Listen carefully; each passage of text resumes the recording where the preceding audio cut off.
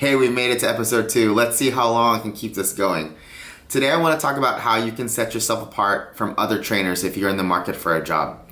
When I was considering coaches to join my staff, I wanted hot coaches, and not in the way that you're thinking. HOT stands for H-O-T. I'm looking for humility. I'm looking for someone who over-delivers, and I'm looking for someone who's teachable. As a coach, humility is everything. A humble person is grateful, not entitled.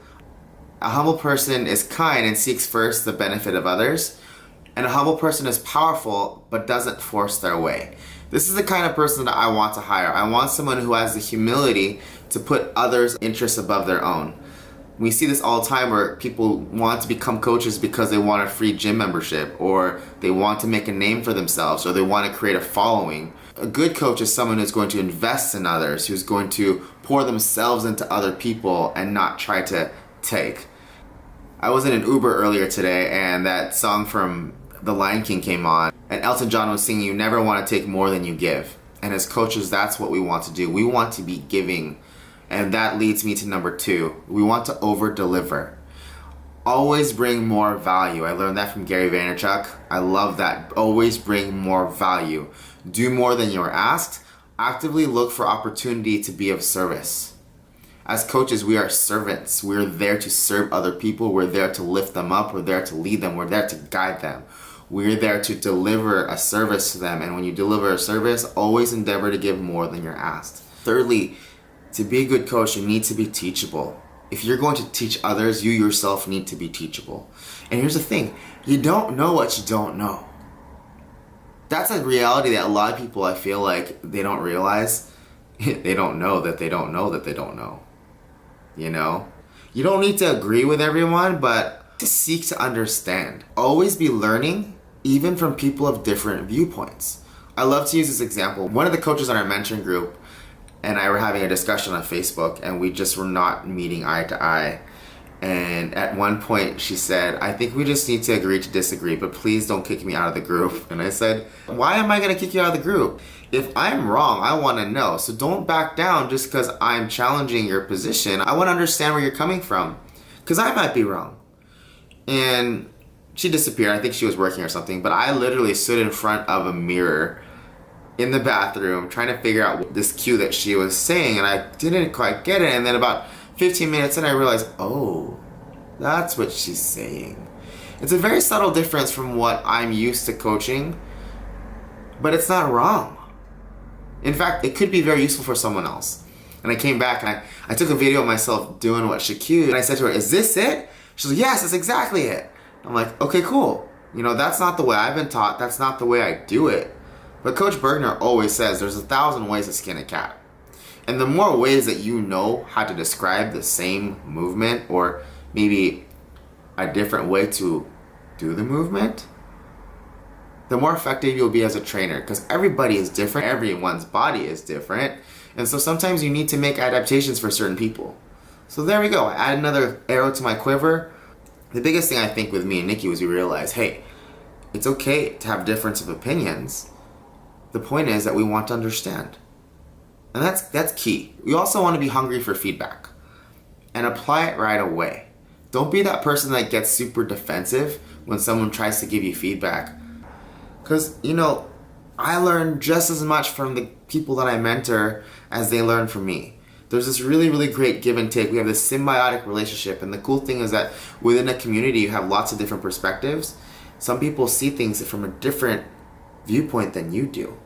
It's not necessarily wrong, it's just different. And the more perspectives that you can grasp and the more perspectives that you can collect, the more effective you're going to be to reach more people. You want to look at every situation as a teachable moment. You never really know whether something's going to be good or it's bad, but you can always learn from it. There's a story that one of my mentors used to tell all the time, and it was about this farmer who got a horse for free. Basically, someone had gifted this farmer a horse, and the farmer and the neighbor were out at the fence on the edge of the property, and the neighbor said, "Hey, how's it going?" And the farmer says, "Oh, a distant relative gave us a horse." And the neighbor says, "Oh, well, that's good." And the farmer said, "Well, how do you know?" A few weeks later, they're out on the edge of the field again, and the neighbor says, "Hey, how's it going?" And the farmer says, well, remember that horse that we got? My son was trying to train the horse and he fell off the horse and the horse kicked him and now my son is paralyzed and he can't walk. And the neighbor said, oh, well, that's bad. And the farmer said, well, how do you know? A month goes by. I think the neighbor traveled a lot, so he just didn't know what was going on ever.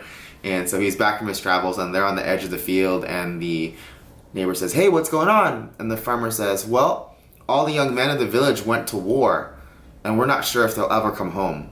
But my son is here because he's paralyzed and couldn't fight. And the neighbor says, well, that's good. And the farmer said, well, how do you know? A month goes by and they're at the edge of the field again and the neighbor says, hey, what's new? And the farmer said, well, all the young men came back from war and they came back with all this treasure. Now all of our neighbors are rich except for us because my son couldn't go and fight. We're still really poor. And the neighbor says, well, that's bad. And the farmer said, well, how do you know? Another month goes by and they're at the edge of the field and the neighbor says, what's new? Farmer says, well, a neighboring village found out about all the riches that the young men had brought back from war. And they came in and raided us. And they killed all the young men and stole the riches, but they left us alone because we're so poor. And then the neighbor says, well, that's good. And the farmer said, well, how do you know? You never really know whether the circumstances in your life are going to be good or they're going to be bad. And you never really have control over everything that happens in your life. But one thing that you can control is the way that you look at the situation. You can always learn from it. And every lesson that we learn from our life's experiences can be used, whether it's to encourage someone else down the line or it's to help us make a decision in the future. We may never know the reason for that things happen in our lives, but we can make sure that it never goes to waste. Every situation is a teachable moment, and that's super important to always remember. So, in review, I want to hire someone who's hot. I want humility. I want someone who over-delivers, and I want someone who's teachable. Can you be those three things? Those three things, in my opinion, are what make a coach great. Because someone who's humble is going to be willing to set someone else up on a pedestal. Someone who over-delivers is going to serve other people and allow them to excel. And someone who's teachable is someone who's always going to be refreshed. As you pour out, you want to be poured back in, because that's how you can continue to pour out again. Don't just be a receptacle. We've seen people who just want to take, and it's kind of like that bucket of water that's been sitting in your backyard for like months. It's gotten moss and mold and all kinds of gross stuff going on, and it's just stagnant. Or you could be a hose connected to the faucet, turn on the faucet, the hose gets to benefit from the water, but it also gets to benefit everyone else around them. So which one do you want to be? Do you want to be the bucket or the hose? Be the hose. See you guys next time.